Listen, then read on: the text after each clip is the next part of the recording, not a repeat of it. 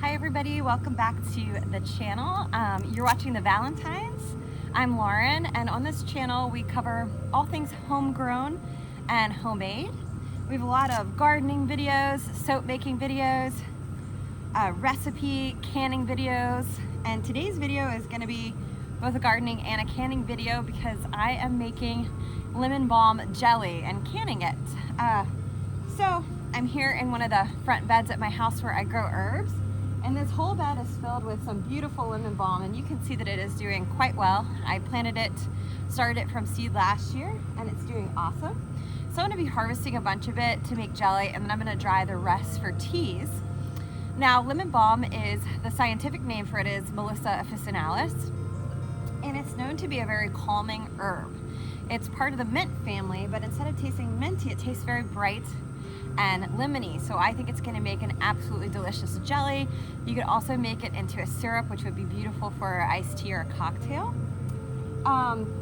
It's many times combined with other herbs like chamomile or like valerian for a sleep tincture, and another very common use is for cold sores. So you will see a lot of people infuse it into a balm for lip balm for cold sores. So anyway, it's great just as a culinary herb as well, which is what we're using it for today. So I'm going to go ahead and get a bunch of this harvested. I also have to shout out to my husband who got me this awesome Christmas gift. It's a 5-gallon bucket with an apron on it that has all sorts of room for my gardening tools, and I just absolutely love it. It's really helped me to stay a lot more organized.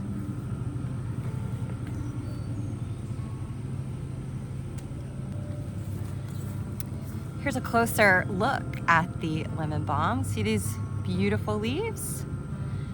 Yeah, this is gonna be quite a beautiful jelly.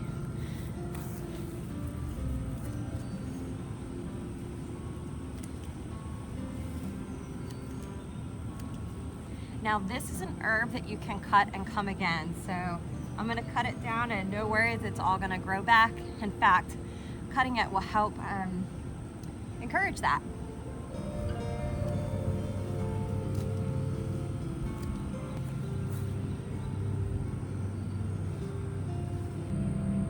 So this lemon balm smells so bright and fresh. You can actually smell it just when you walk by the bed.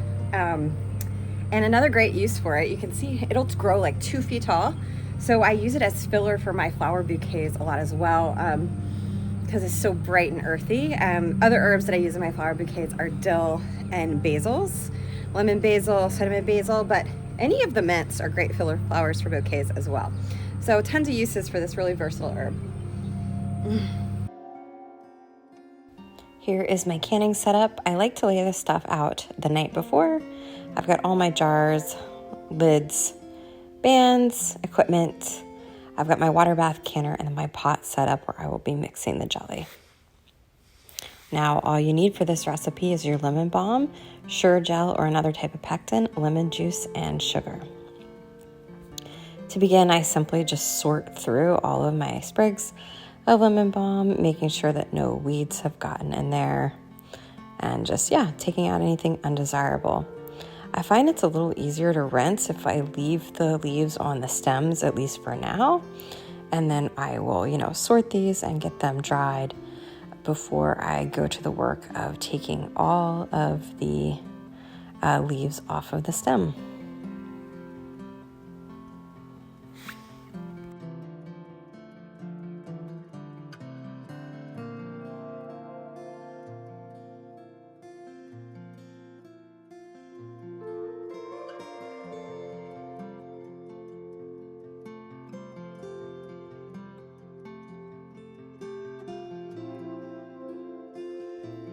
I like to bundle up the leaves into a ball and then just give them a rough chop, just a little bit to encourage all the flavors to release into the recipe.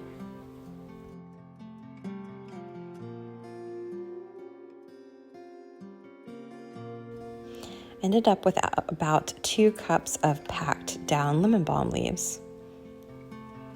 The next thing to do is to combine them in a pot with some filtered water.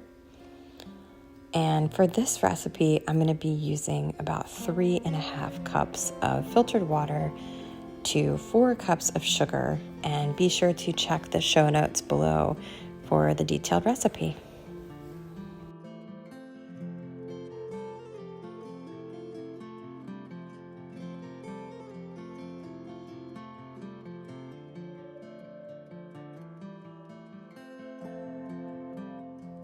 Next, we'll bring the water and lemon balm leaves to a boil and let it boil for about 10 minutes.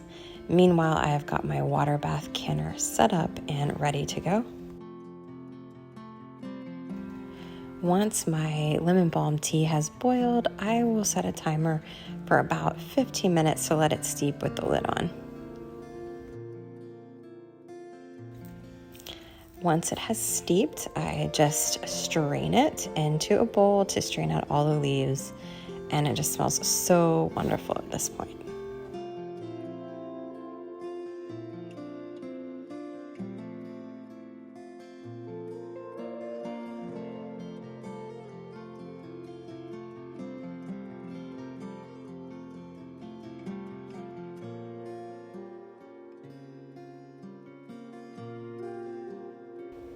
Notice the beautiful golden color. This is actually going to change to a bright yellow once the lemon juice is added. You'll see. Stay tuned.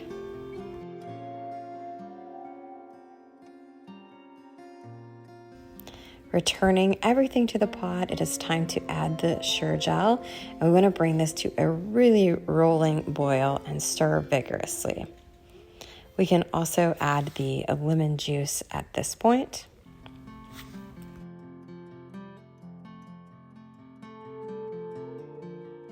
Now here you're going to see me switch burners because the burner on the right was just not getting hot enough, which is crucial for it to gel. Once it has boiled hard, so hard that you can't stir it down, we're going to add all of the sugar and do the same exact thing. We're going to bring this back to a rolling boil that boiling so hard that you cannot stir it down. And that's what I mean about, this is a picture of what I mean about that right here, is see how I'm stirring it and it just still boils really hard. You want it to be there at about 220 degrees for at least a minute to make sure your recipe gels really well, and just keep stirring.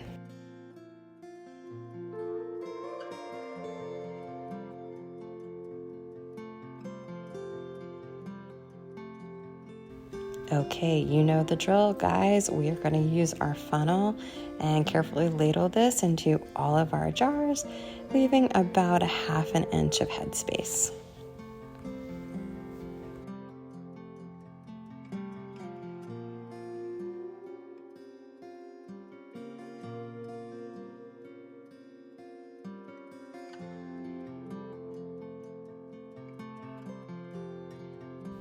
Now these, like a lot of jellies, will get some bubbles and foam on the top, and I just use a spoon shown here to remove it from each jar, and you can see that it sticks pretty well to the spoon and comes out. It's really just an aesthetic thing. It has nothing to do with the quality of the recipe. Never forget the all-important step of wiping down your rims so that we get a good seal.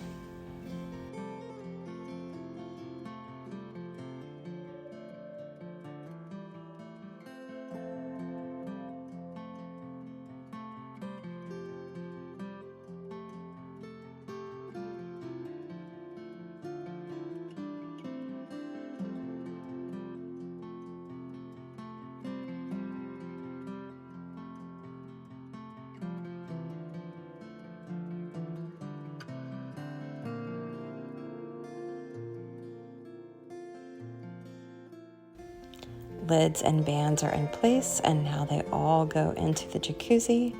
These are going to be water bathed for 10 minutes. And remember, anytime you're water bathing 10 minutes or longer, there's no need to pre-sterilize your jars and lids and bands. Approximately 10 minutes later, and we will take these out to cool.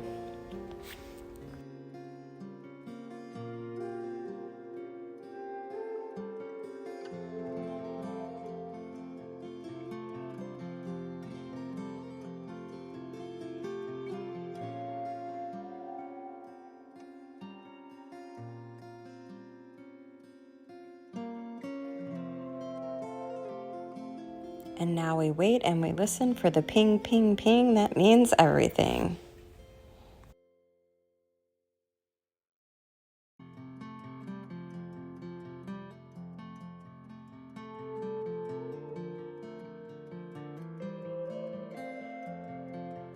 Okay guys, it is a few days later and my jellies turned out so nice. You probably saw from the shots before, it's just this beautiful, beautiful yellow color.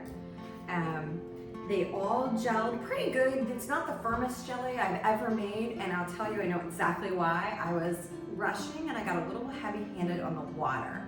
And you really want to always follow the directions. I say either follow an approved recipe or the pectin that you're using. I use Sure Gel. It always comes with recipes and suggestions, so you always want to go with those ratios of water to sugar. With Sure Gel, you're pretty much always going to need at least a 1-to-1 ratio of water to sugar, unless you're using a low sugar pectin, so that'll have its own recommendations. So I say, anyway, it firmed up pretty good, just not the hardest I've ever made, but I'm really excited to get into one and give it a try here. So let me see if I can pry one of these lids off. Oh yeah, it's a good seal. Oh, there we go. Okay. Oh yeah, it's actually a lot firmer than I thought. Okay. Wow, it smells good. It smells just bright and earthy. Ooh, it's actually a really beautiful consistency.